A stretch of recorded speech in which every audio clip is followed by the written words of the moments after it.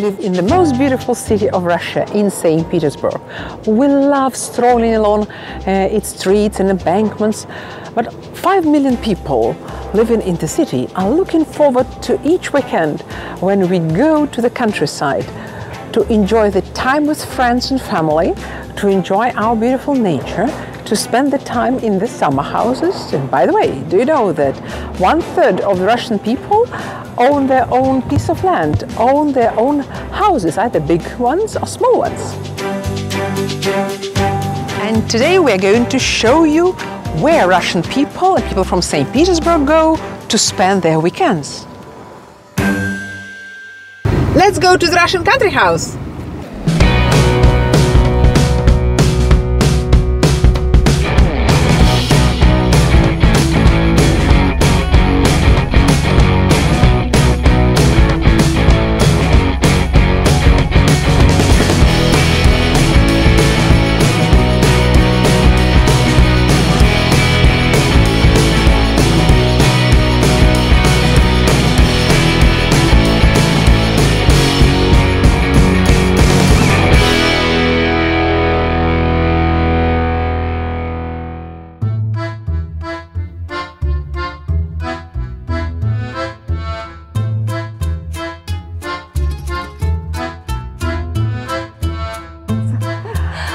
Do you like my idea?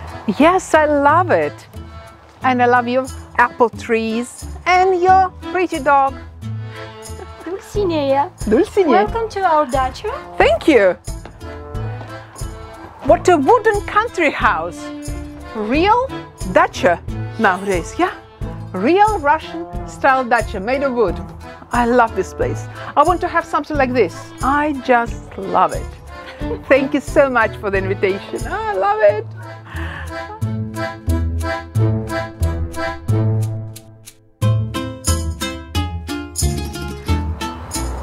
Now we are 37 miles to the south of St. Petersburg in Russian dacha, Russian country house of my very close friend Tatiana, who invited us here. And I'd like to show you, we'd like to show you what typical Russian dacha is.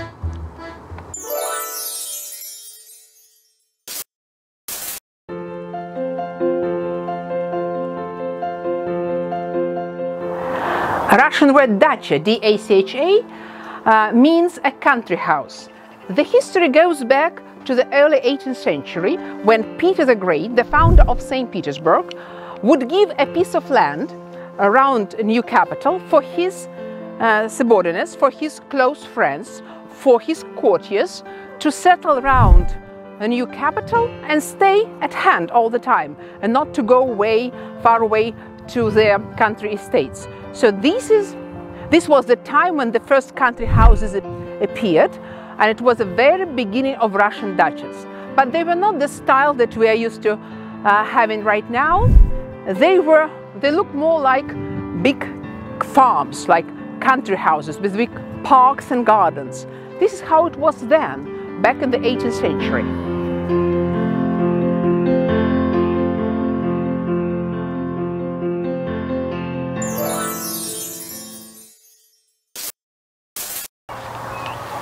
Бежала свинья.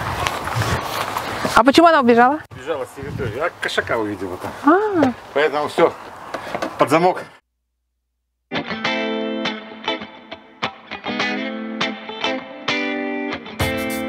Look at this piece of art.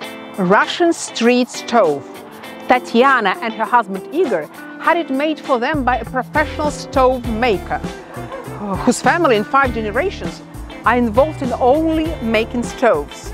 Look at it. It is decorated with little tiles, and for me it looks like a building from a Russian fairy tale, very famous Russian fairy tale about Amelia. It's another story. And when Tatiana and Igor have their friends come in here, their guests, they very often make barbecue in it for them. Here in the garden you can see how blueberry grows. Usually it's much smaller when you can see it wild growing. And here in the garden in Russia, in St. Petersburg, we can grow blueberry as well.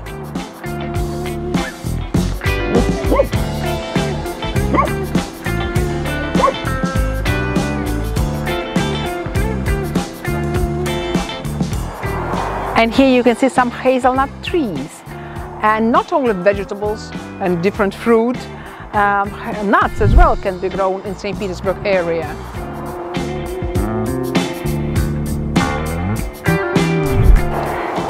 Tatiana is not only my close friend with whom I love to have fun, yes, but also she's my colleague, professional French-speaking guide, and would like to invite you to Russia to see everyday life, to see Russian country houses, to do any tour in all languages, not only in Russian, English, French, but also in Spanish and any languages. Welcome! Bienvenue à la dacha russe. Добро пожаловать на русскую дачу!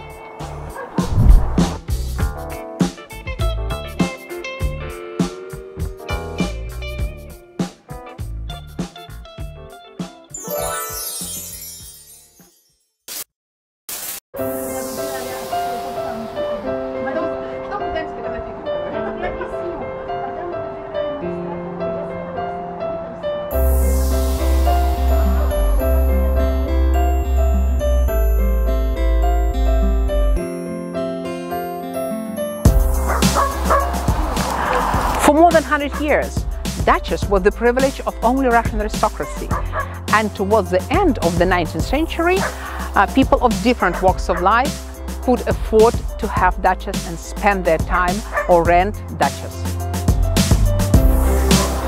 Back in the 19th century, creative intelligentsia, doctors, engineers, officials, those who didn't have family estates but wanted to spend their time in the country houses, their summers in the country houses, and they had means to do so, could afford them, they would go and rent dachas for the whole summers. But in most cases they would not own dachas. They would rent them for the whole summer, for 3-4 months.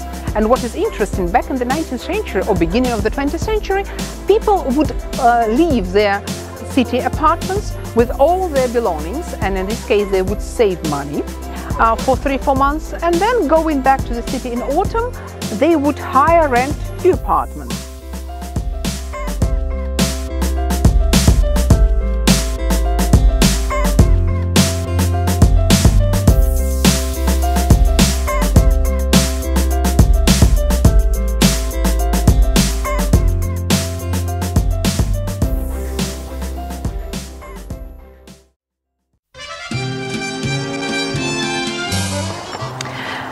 During the Soviet time, dachas were still popular.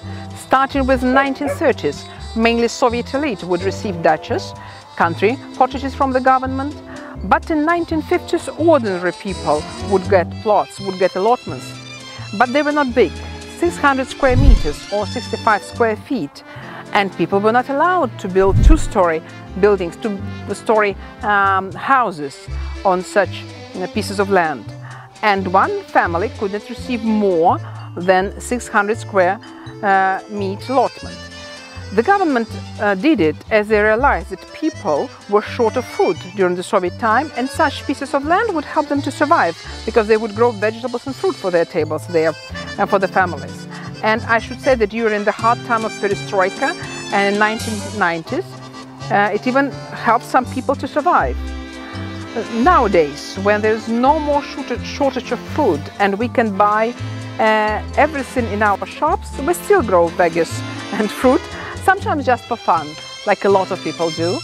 And also, you should know that nowadays in Russia, it's like a big fun, it's like a big hobby to have dachas, and 1/3 of the population of Russia owns a piece of land.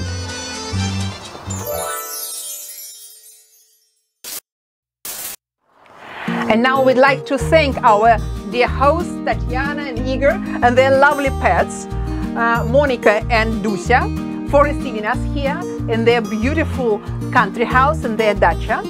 Also, we'd like to announce a new tour for you, a tour which is called Russian Dachas, everyday life of Russian people. You will see how they spend their summers, you will try their food, and now we are going to have the delicious, healthy summer salad that Tatiana just made for us. Welcome to Russia, stay with Be Happy Russia, and see you very soon.